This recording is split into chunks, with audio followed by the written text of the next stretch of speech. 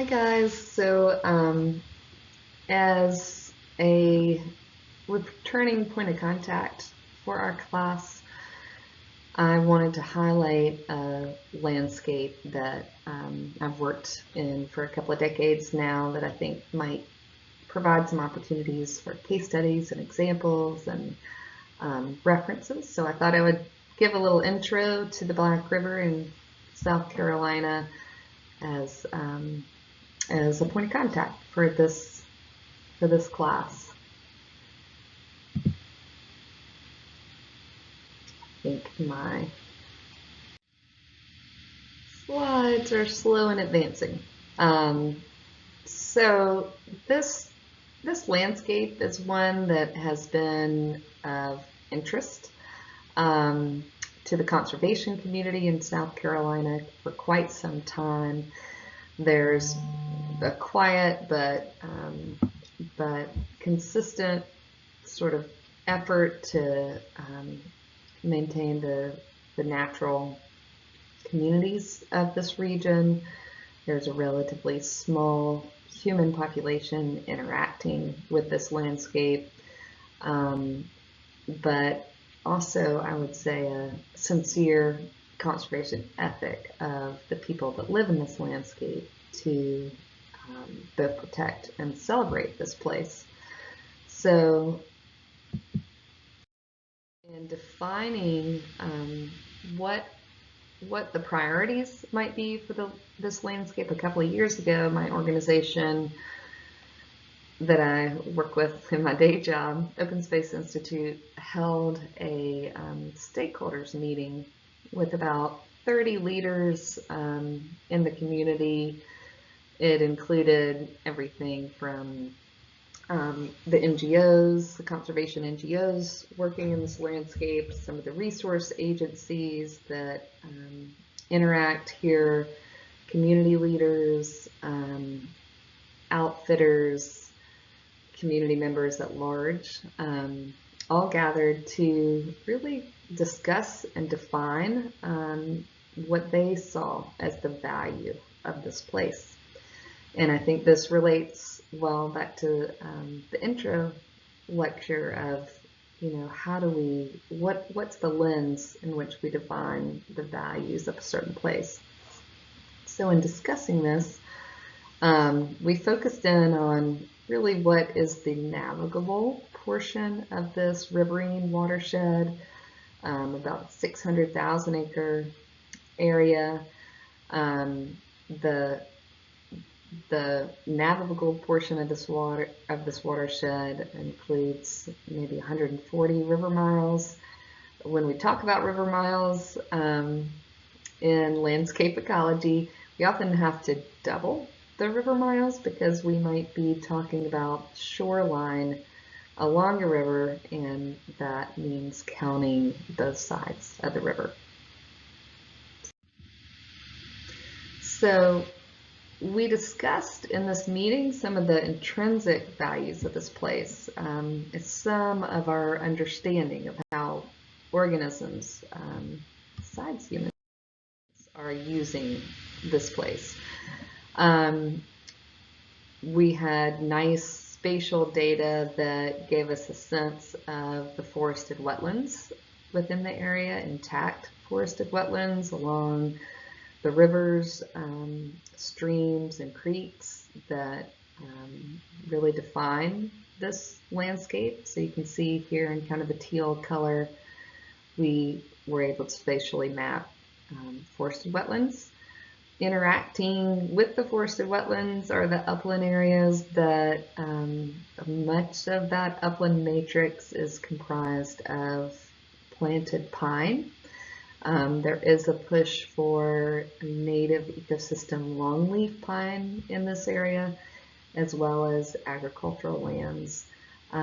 We have some pocosin habitat showing up in this area, which is isolated wetland depressions. For those of you from the southeastern United States, you might know about the really unique Carolina Bay wetlands we have up in this sort of northern portion of this landscape. Some really cool examples of Carolina bays. So a good understanding of the extent, distribution, and rarity of some of those natural systems.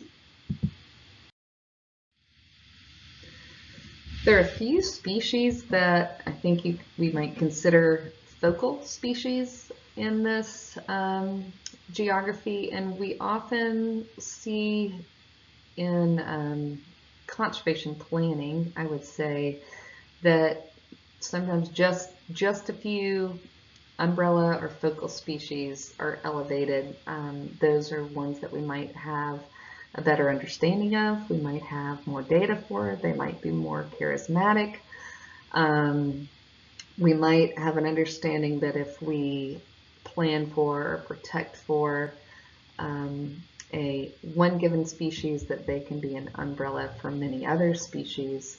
So in this landscape, coastal black bears are a species of interest. They're one that we have a good amount of information on.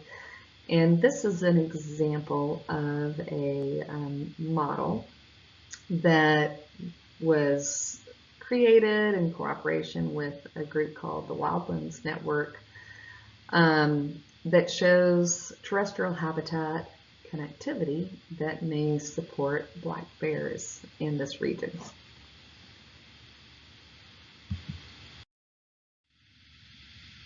Here's a little bit of a different form of data.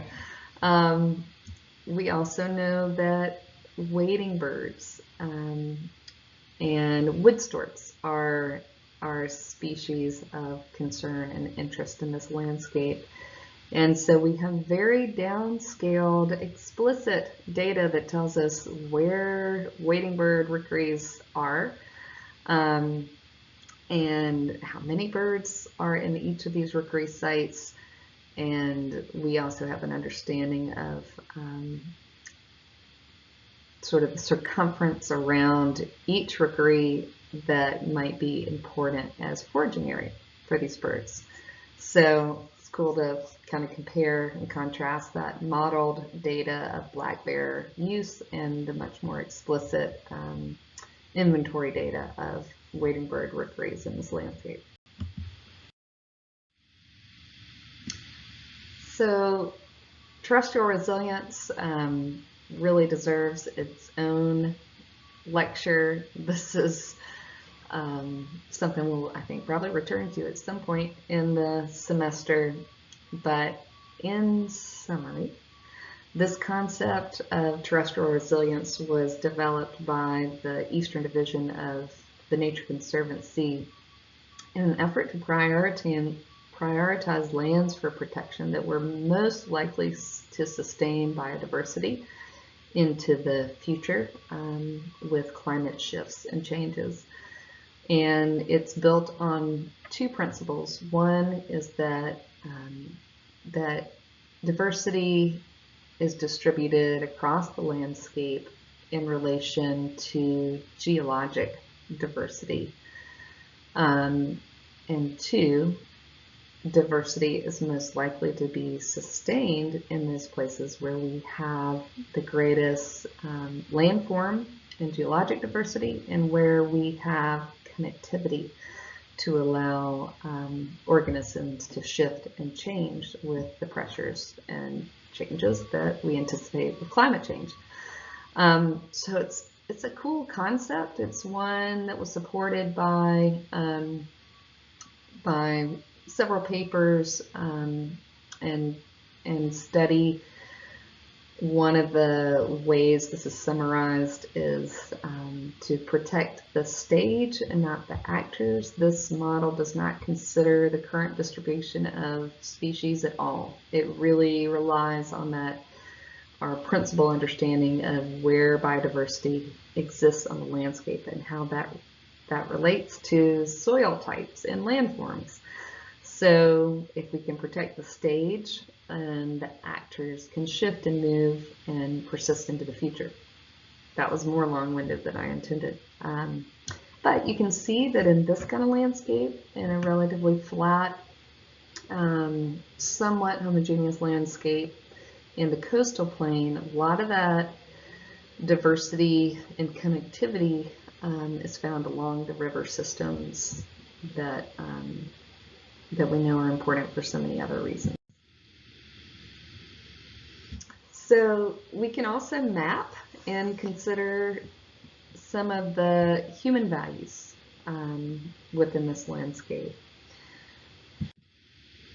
And this is maybe more in line with the European model of landscape ecology, and where we now see some of the North American thinking converging with that European view. So what are ecosystem services? We can look at landscapes through the lens of species, as we just did, and think about their intrinsic value to serving and helping to support biodiversity. And then we can look at those same areas for the services that they're delivering to human populations, both at the local scale and at much broader scales. So we know ecosystem services would include things like stored carbon, water quality, improved water provisioning and quantity over time in times of drought. It offers flood storage in times of flooding. It can offer access for recreation, securing cultural sites, and security from drought and disaster. So we can look at this spatially as well. There are many, many models and tools that help us understand how some of these services are unequally distributed across the landscape, and areas that may be more important to secure and protect and to restore than others. One such model is the Watershed Priority Index that helps us understand what places within a landscape might be most important for contributing to source water protection towards higher water quality. And so on this map, those areas in the lighter color shades of blue are the more important for conservation priority, and as we move toward the warmer colors, those are the areas that are contributing less. So this flood exposure index gives us a sense of where socioeconomic concerns meet flood concerns, and folks that are most likely to be exposed and vulnerable during flood events. We have some understanding of the distribution of cultural resources across this landscape just by looking at the National Register of Historic Places. And then we have an understanding of working forest lands within this landscape. So places that might be economically important for wood products, sort of our wood basket within this landscape, but this also represents a single ownership scenario where, for conservation purposes, we can work with a single entity to define and perhaps protect some of the natural habitats that are most important within the landscape.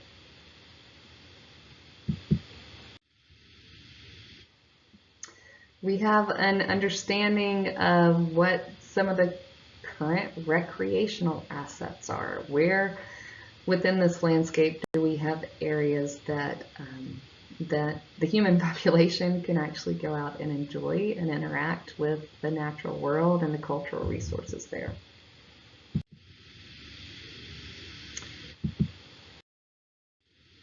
And then we have some really interesting models and predictions on threats and a forward-looking view of how humans might further influence this landscape. So this is a model based on connectivity, actually, to existing urbanization within an area that predicts where we will see future human impact. So if you watch, you get a sense of where we're most likely to see parcelization and urbanization in the landscape into 2100. We might have really good explicit spatial data that shows us where we have issues with invasives and non-native species control. We have, in this case, very downscaled data that shows us where the South Carolina DNR is having to work on invasive species treatment, specifically an invasive called water hyacinth. So just a sampling of the types of data that we might use to understand elements of a landscape, and also the competing values and views that we might use to prioritize our actions there. So in this particular meeting, we moved into a discussion about what do folks want to emphasize in the in this place as far as values go. So we talked about what wildlife or habitat values do folks think should inform conservation efforts here. We had a strong interest, I was somewhat surprised by this, in emphasizing wildlife corridors and movement within this landscape, and I thought that was an interesting outcome, because implicit in this is, of course, that multiple wildlife species would benefit from an emphasis on connectivity of natural habitats. We talked about what might be the most important human well-being values to emphasize, and we saw real interest in recreational opportunities, drinking water protection, and flood mitigation. What stressors or threats should be addressed here? Interestingly, folks were most concerned with littering and human impact, which makes sense to me. I think it's a very visual impact in a landscape where you have that problem. It's immediate. It's not something they think about as being a distant threat, as we sometimes think about with things like climate change or development and parcelization into the future. And what recreational opportunities did people want to see here? They wanted to see additional river access points, canoe kayak trails, riverside hiking and biking opportunities. So this group went on to think about what next step priorities might be within the landscape, and these are some of the ideas that came out of that.